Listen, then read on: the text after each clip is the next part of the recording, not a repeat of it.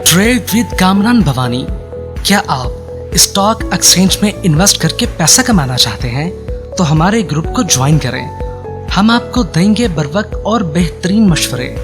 हमारे पास अकाउंट खोलने और ग्रुप ज्वाइन करने के लिए इन व्हाट्सएप नंबर पर राब्ता करें।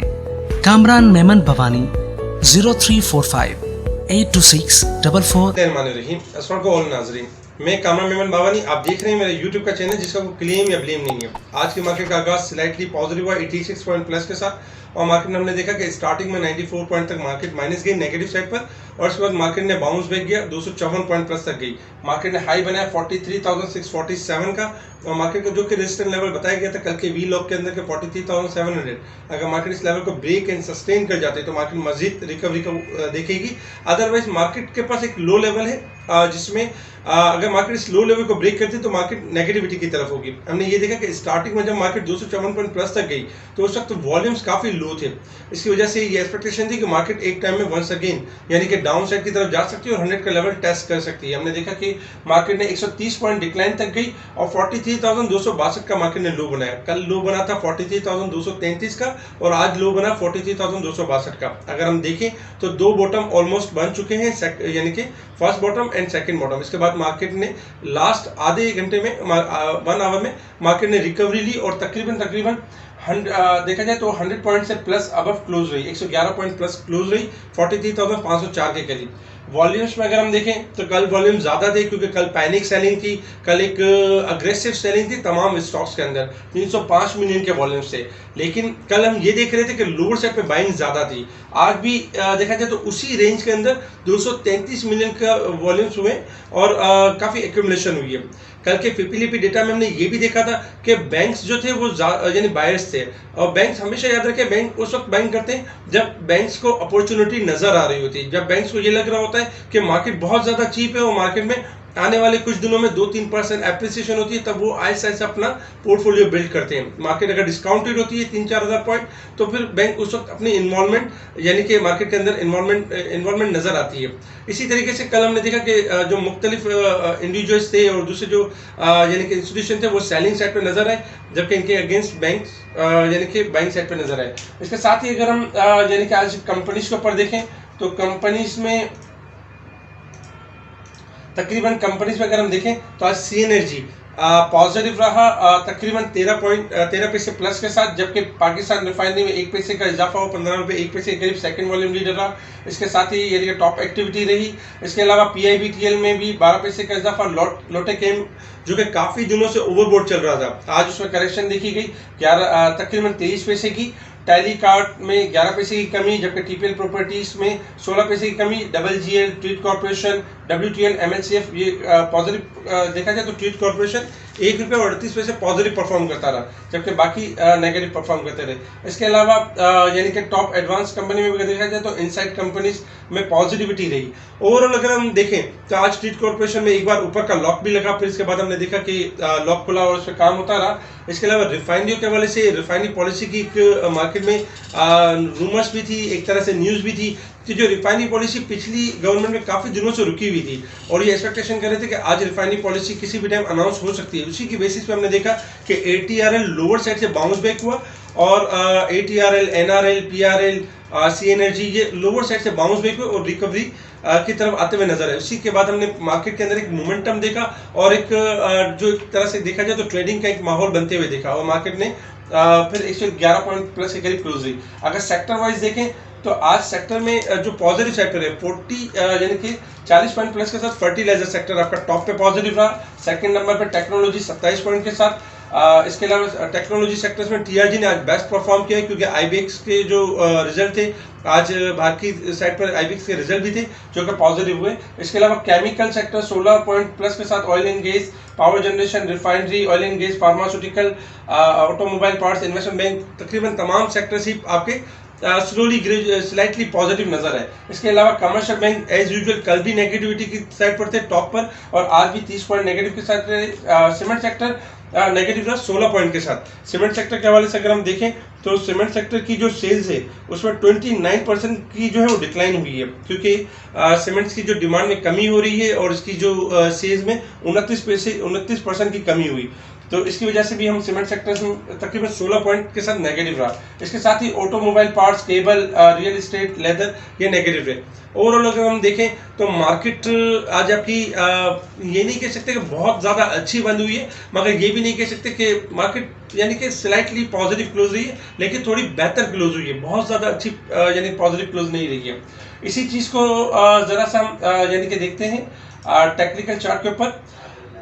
क्रूड ऑयल के हवाले से अगर हम देखें तो कल के दिन में हमने आपको बताया था क्रूड ऑयल हाईली ओवरबोट है और डिस्काउंट कर सकता है और डाउन साइड की तरफ मूव कर सकता है। हमने देखा कि क्रूड ऑयल ने लो बनाया $100 और 75 सेंट का लो बनाया। इस वक्त ट्रेड कर रहा है क्रूड ऑयल $102.69 के पास ट्रेड कर रहा है, यानी कि इस वक्त भी देखा जाए तो 41 सेंट नेगेटिव है क्रूड ऑयल, क्योंकि रिसेंटली 2 दिन के अंदर $111 से डिस्काउंट करना शुरू हुआ है और तकरीबन देखा जाए $10 से $11 टूटा है। इससे थोड़ी सी रिट्रेसमेंट है।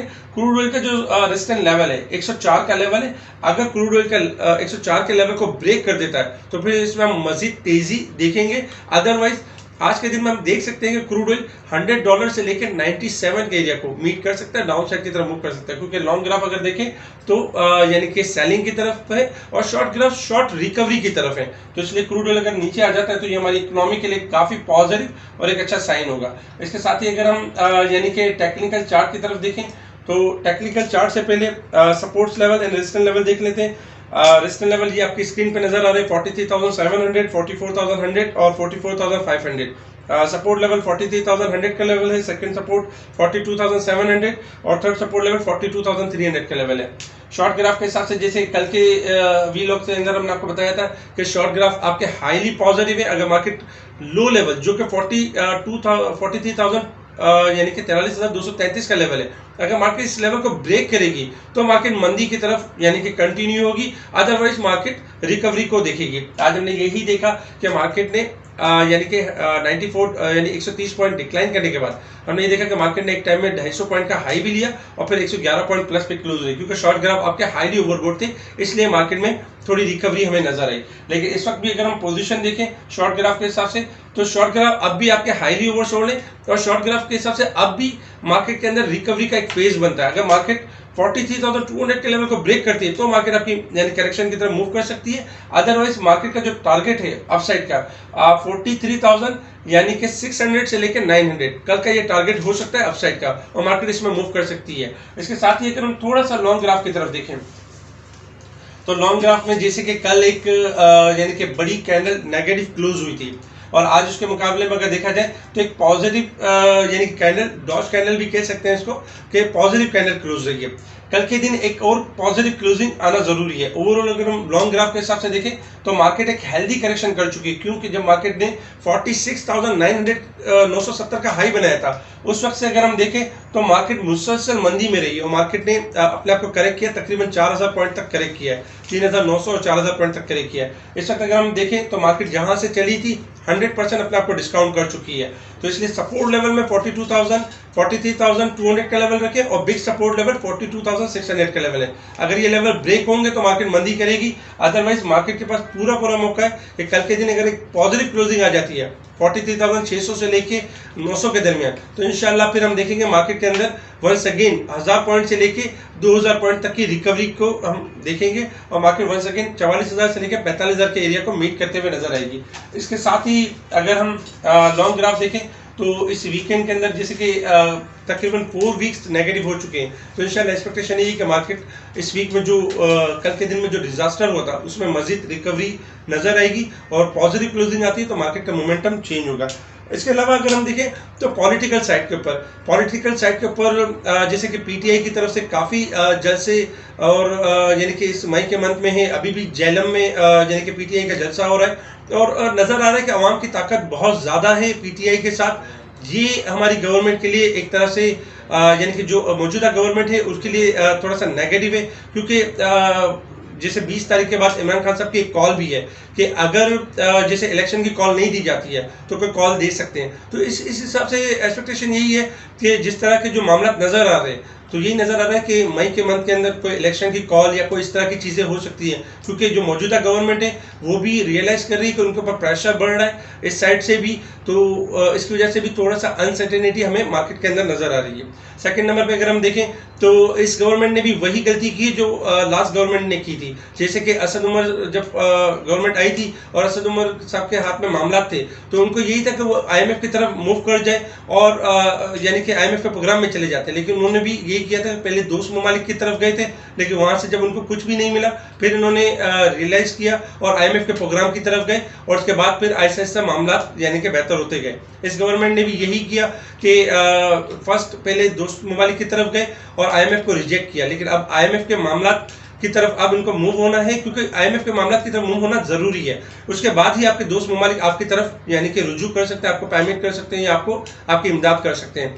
तो गवर्नमेंट जो है 18 तारीख को यानी कि आईएमएफ की मीटिंग है दोहा में, और एक्सपेक्टेड यही है कि मामला सेटल हो जाएंगे। इसके साथ ही आईएमएफ की डिमांड भी है, जिसमें पेट्रोल के प्राइस को बढ़ाना है, जिसमें इंटरेस्ट रेट में भी यानी कि थोड़ा इजाफा एक्सपेक्टेड है, जिसमें देखा जाए तो सब्सिडीज को कम करना है। तो ये सारी चीज़ें भी जो है वो मार्केट के लिए यानी कि एक थोड़ा सा नेगेटिव का बाइस है, और इसी वजह से मोमेंटम बन नहीं रहा मार्केट के अंदर। और काफ़ी दिनों से हम यही देख रहे हैं कि मार्केट 43,000 तक आती है और 47,000 तक चली जाती है। तो इस वक्त जो मार्केट अगर हम देखें तो डिस्काउंट कर चुकी है और सारी तकरीबन चीज़ों को डिस्काउंट कर चुकी है। अब कोई मार्केट अगर कोई डिस्काउंट करती है तो वो अपॉर्चुनिटी होगी।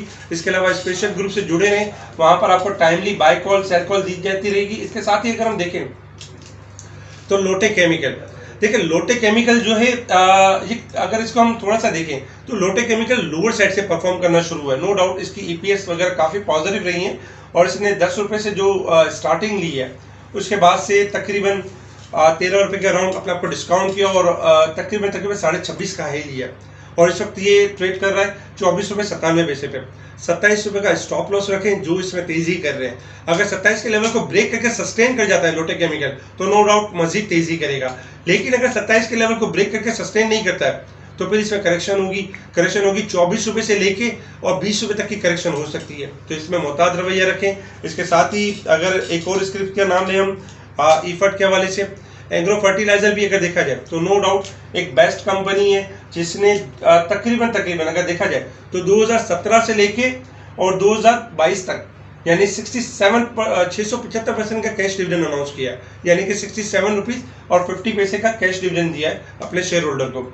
इसके साथ ही अगर हम देखें तो 2017 में इसका जो रेट था 51 यानी 51 रुपये 50 पैसे का रेट था, और फिर डिविडेंड देने के बाद 83 रुपये 50 पैसे हुआ, फिर डिक्लाइन हुआ 48 रुपये 99 पैसे, और इसके बाद फिर हमने देखा कि तकरीबन 102 रुपये 40 पैसे तक अभी रिसेंटली हाई लिया।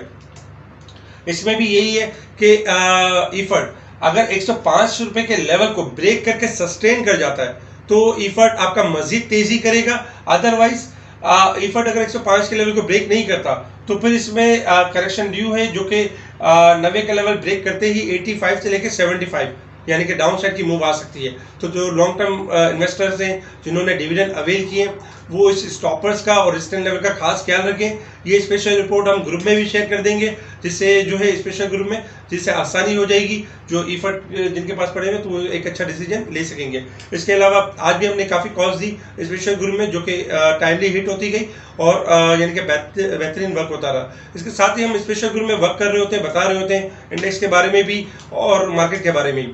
अब तक के लिए इतना ही, ठीक है जी, शुक्रिया। कामरान मेमन बावानी, अल्लाह हाफिज़।